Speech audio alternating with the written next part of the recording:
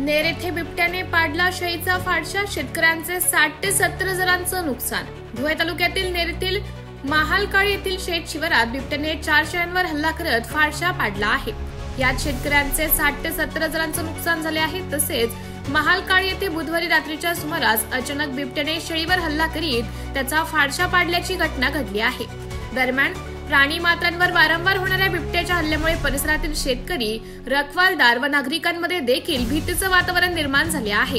तसेच बिबट्याला पकडण्यासाठी पिंजरा लावण्याची मागणी देखील शेतकरी वर्गाकडून करण्यात आली आहे।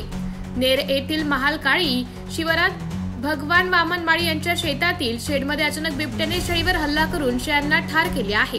घटनास्थळी वन विभागाचे अधिकारी, कर्मचारी दाखल झाले होते। यात शेतकऱ्यांचे मोठे नुकसान झाले असून भरपाईची देखील मागणी केली आहे। तसेच नेर महालकाळी परिसरात शेतकऱ्यांची मोठ्या संख्येने वर्दळ असते। या परिसरातील शेतांमध्ये अनेकदा बिबट्यांनी कुत्रे, वराह, शेळा यांना आपले लक्ष्य करीत ठार मारले आहे। म्हणून लवकरात लवकर बिबट्याचा बंदोबस्त करावा अशी मागणी शेतकरी वर्गाने केली आहे।